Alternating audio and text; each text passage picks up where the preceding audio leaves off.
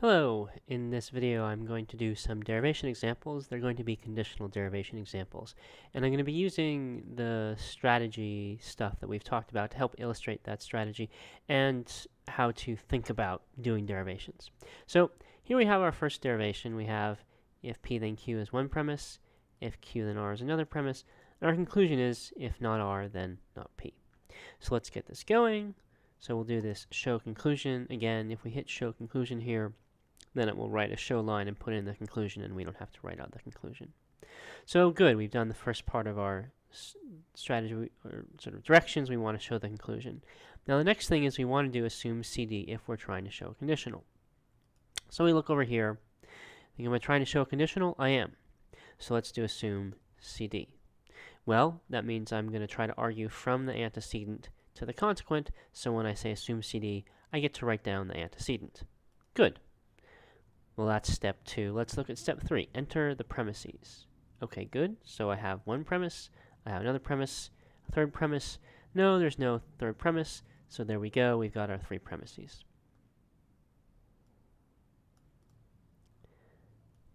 Okay, so third step is to apply inference rules. MP, MT, S, ADJ, and DN. Where are we trying to get to? We're trying to get to not P. Right? If we get not P, then we can box and cancel with CD because we'll have argued from the antecedent to the conclusion. So that's nice to bear in mind. But let's see if we can do MP or MT. Well, so to know if we can do MP or MT, we want to look. The first thing we want to do is look at what conditionals we have, and then ask what do we need to do MP or MT with them. So I look at line 3, and I think, aha, well, it's if P then Q. So for MP with line 3, we need the antecedent, which is P.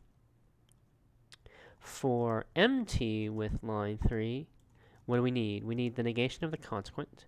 Q is the consequent, so we need not Q. Oops. Let's try that again. Actually, let's do that. For MT with line 3, we agreed we need the negation of the consequent. Q is the consequent, so we need not Q. Okay, let's look at line 4. So for line 4, well, for MP with line 4, we need the antecedent. The antecedent is Q, so we need Q. I really recommend that you do this systematically. You want to go through and look at the conditionals and see what you need, what you would need for different rule applications. And I'd even recommend that you write it down either in the program or on a piece of paper, or in a, another, some Word file or something like that. That way you're sort of keeping track of it, and you're going to get it clear, and then you'll know what you need to move forward with the derivation. Because you're going to need to use both of the conditionals 3 and 4. So you need to know, can I do MP or MT with either of them? Okay, so for MT with line 4, well, it's MT, we need the negation of the consequent. The consequent is R, so we need the negation of that, so we need not R. So we need P, not Q, Q or not R. Well, what do we have? We have if P then Q, we have if Q then R, and then we also have not R. And, okay, well, good. For MT with line 4, we need not R. And that's what we have. So we can say 2 for MT. And we get not Q, which is good. We move forward. And we're not going to worry about 4 anymore. We've used it once. You've used a conditional once, you're done with it.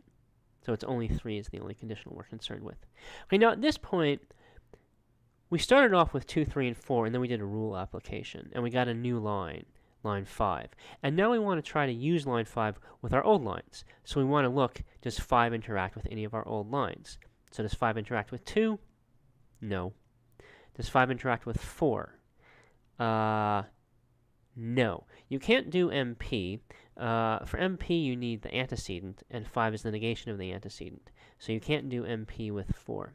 What about 3? Well, if we look at our list, we remember, for one of the things we might remember is, well, we need P for modus ponens with 3. We don't have P, but also for MT with line 3, we need not Q, because that consequent of 3 is Q, and this is the negation of the consequent. So we can say 3, 5, MT, and we get not P. Now, so what was my thinking there? The first, I thought, okay, I'm going to look at all my lines, 2, 3, and 4 initially, before I have line 5 and ask, can I do any MP or MT? And I think I do this sort of systematic looking through, what do I need? And then I notice that, okay, well I have one of those things, and so I can get a new line. And then when I get that new line, I then ask, okay, how can I use that old line? Can I use that new line to interact with my old lines? So it's always, how can I make these lines interact? And initially it's, I have a group, and so I'm going to try to make them interact. And then when I get new lines, you then ask, how can you make your new lines interact with your old lines? So initially it's, how do I make my first lines interact? And then how do I make new lines interact with old lines? And in this case, it's a direct interaction because not Q is exactly what I need for MT with line 3. So now that we have not P, we should ask what to do with not P. What can we do with not P? And one thing you might think is, well, maybe I can use not P to interact with other lines to do more inference rule applications. So if we look at 6, we ask, well, it's not going to interact with 2 and 5 because those are just not R and not Q. Maybe 6 can interact with the conditionals. It's not going to interact with 4 because 4 doesn't have P in it at all. And it's not going to do modus tollens with 3 because it's the wrong sentence letter is negated.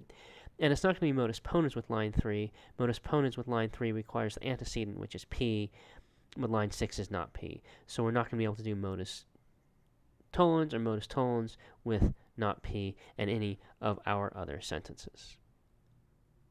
Well, okay, so what can we do with not P? Well, how do we box and cancel? There's DD. With DD, we box and cancel when we get the conclusion. Is not P the conclusion? No, it's not. But we have a new method of boxing and canceling, CD. And how does CD work? CD says if you get the consequent, then you can box and cancel with it.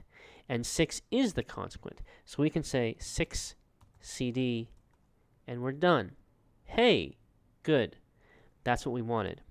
So our derivation is over because line 6 is the consequent of line 1. When you have the consequent, you say it's on this line, and you complete it, and you can box and cancel. Note, by the way, we do not do this. We don't have to cite the assumption of the antecedent. All we have to do is say we got to the consequent. That's enough to do CD. You don't have to refer to the antecedent, and in fact, if you try to, it won't work. So with CD, it's only one line reference, just the consequent. Okay, so that's an example, and we'll do some more examples in the next video.